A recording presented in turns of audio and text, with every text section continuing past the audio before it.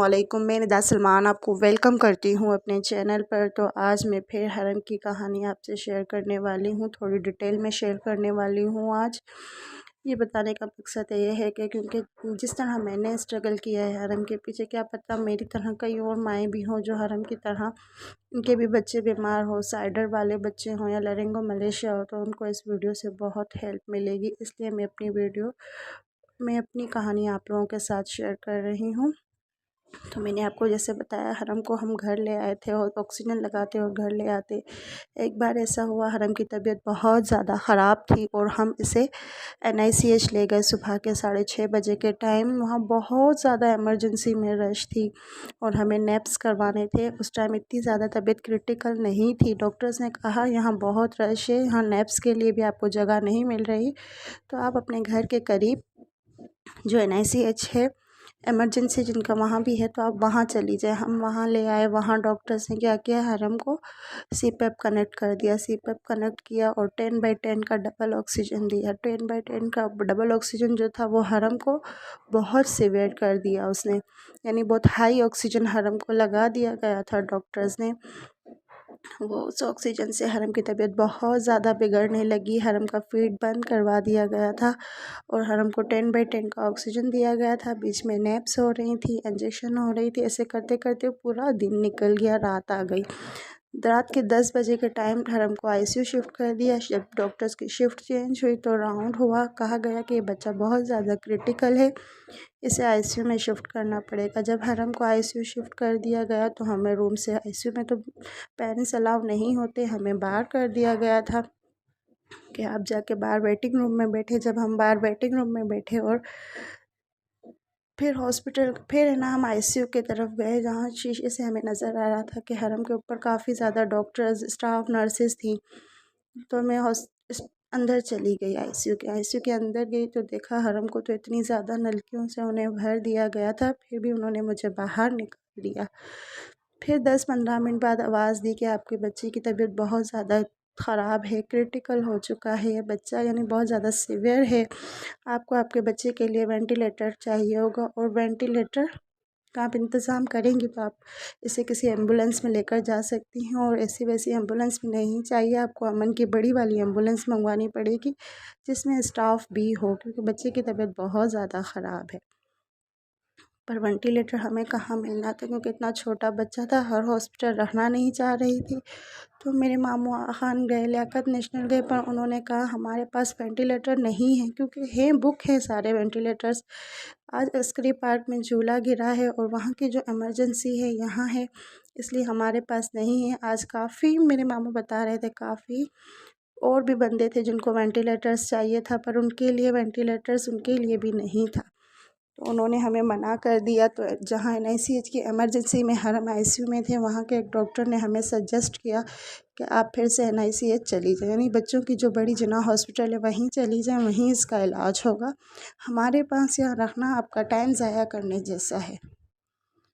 उन्होंने बात वहाँ की, फिर हम वहीं ले गए। अमन की एम्बुलेंस में फिर इसे ऑक्सीजन के साथ, डबल ऑक्सीजन के साथ इसे वहाँ ले गए। वहाँ जब ले गए तो वहाँ इन्होंने क्या किया, वार्ड में शिफ्ट कर दिया। पहले ICU में रखा, फिर वार्ड शिफ्ट कर दिया। कहा हमारे वार्ड्स जो हैं उनमें जगह है, ICU में जगह नहीं है, वार्ड्स में ही केयर हो जाएगी। पर वहाँ जब हरम को लेकर जा गया, हरम पूरी रात, जिस तरह इस वीडियो में रो रहा है ना, उस तरह पूरी रात वहाँ रोया है, पूरी रात रोया है। क्योंकि एक तो उसका फीड बंद और डिस्ट्रेस हो रहे थे, हरम को बहुत ज़्यादा डिस्ट्रेस थे, हार्ट बीट बहुत ज़्यादा तेज़ थी, डिस्ट्रेस थे, इसकी वजह से हरम की तबीयत बहुत ज़्यादा ख़राब थी।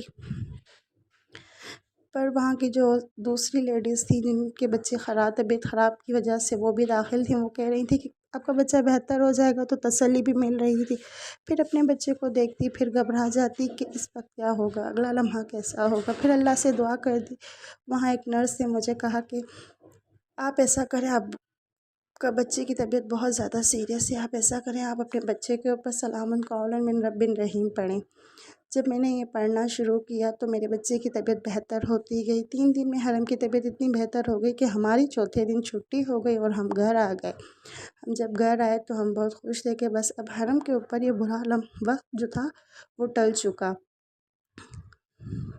तो हम खुश थे, हम अल्लाह का शुक्र अदा कर रहे थे, पर हमें क्या पता था अल्लाह की आज़माइशें और भी बहुत हैं हमारे हिस्से में, अब हरम के हिस्से में शायद बहुत ज़्यादा थी। इसलिए फिर 3 दिन बाद हरम की वैसी ही तबीयत हो गई, फिर हम NICH ले गए। वहीं फिर हम बड़ी जिन्ना ही जाते थे और कहीं नहीं जाते थे, हमें पता होता था एंड तो हमें वहीं जाना है, क्योंकि हम प्राइवेट्स नहीं अफोर्ड कर सकते थे। प्राइवेट में बहुत ज़्यादा खर्चा आ जाता था, हम नहीं अफोर्ड कर सकते। तो हम बड़ी जिन्ना फिर से गए वहाँ। डॉक्टर्स ने कहा कि इसका ऑपरेशन होगा स्टमक का ऑपरेशन होगा, पर हम अभी ऑपरेशन भी नहीं कर सकते, क्योंकि इसके बहरियम में रिपोर्ट्स में जो आया है वो इसका ऑपरेशन होना है। जो स्टमक है वो फिक्स होगा पेट के साथ, वो घूम रहा है पेट में, इसका फिक्स होगा।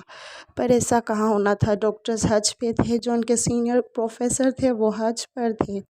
इन दिनों फिर हरम की तबीयत ख़राब हो गई। जब ख़राब हो गई, जब फिर उन्होंने वही ऑक्सीजन लगाया, डबल ऑक्सीजन। इसके बाद फिर वैसे ही जैसा इसका ट्रीटमेंट चला, 3 दिन बाद हरम की फिर से तबीयत बेहतर हो गई, फिर हम घर आ गए।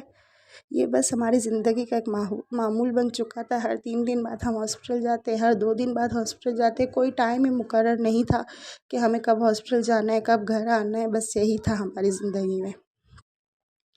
जब हॉस्पिटल की लाइन्स में बैठते तो वहाँ जो लेडीज़ होती हैं वो कहती, तुम क्यों अपने बच्चे का ख़्याल नहीं रखती, क्यों तुम्हारा बच्चा बार बार बीमार हो जाता है। मैं कहती मैं बहुत ख़्याल रखती हूँ। वो कहती नहीं, तुम अगर रखती तो कैसे तुम्हारा बच्चा बार बार बीमार होता।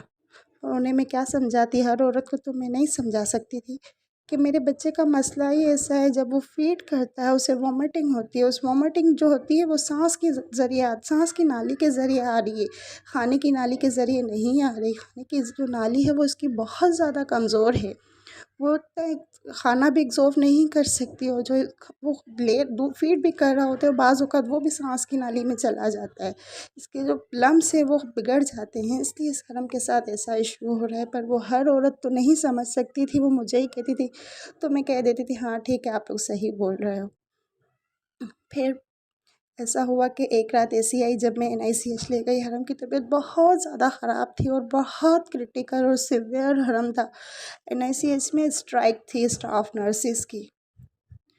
इमरजेंसी में हमें रखा गया और कहा गया कि आपको प्राइवेट ही जाना पड़ेगा। सुबह तक हमें ये जो स्टाफ नर्सिस हैं वो यहाँ भी काम नहीं करने देंगी, वहाँ पे कोई उनकी सैलरीज़ का इशू चल रहा था, इसलिए हमें यहाँ भी आपको सुबह तक ही रखा जा सकता है, इसके आगे हम आपके नहीं रख सकते।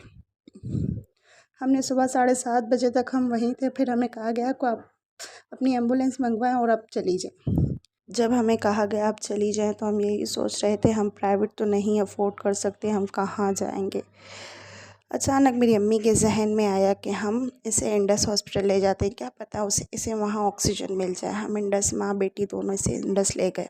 इंडस की आईसीयू नहीं, इमरजेंसी में ले गए। इमरजेंसी वालों ने फ़ौरन एडमिट करना चाहा था, पर उन्होंने कहा हमारे पास ऑक्सीजन नहीं है, क्योंकि हरम का पहला इशू तो ये है कि हरम का ऑपरेशन होना है स्टमक का।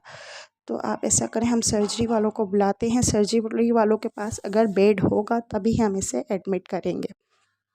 सर्जरी वाले आए, हरम की फ़ाइल ले गए, उन्होंने अपने सीनियर डॉक्टर्स से मीटिंग की, उन्होंने कहा इसे एडमिट कर दो, हम इसका ऑपरेशन करेंगे। अच्छा, जब ऑपरेशन करने का टाइम हो रहा था तो उन्होंने कहा हम ऑपरेशन करेंगे कब, जब इसकी सांस बेहतर हो जाएगी तो हम इसका फौरी ऑपरेशन कर देंगे। सांस कहाँ सही होने की थी, वही डिस्ट्रेस, वही सांस, यही हो रहा था हरम के साथ। तो उन्होंने 10-12 दिन तो ऐसा ही रहा, सांस डिस्ट्रेस ये चल रहा था। उन्होंने वार्ड में से आईसीयू शिफ्ट कर दिया था और हरम को जो है ना फीड भी बंद था इसका। हरम का मदर फीड तो वैसे ही डॉक्टर्स ने बंद करवा दिया था, और जो टॉप फीड था वो भी उन्होंने बंद करवा दिया था। उन्होंने कहा नहीं, अभी इसको फीड नहीं करवा सकते जब तक इसका सांस बेहतर नहीं हो सकता। तो बस वही ड्रिप्स के ज़रिए हरम को खुराक दी जा रही थी, हरम उसी पे चल रहा था।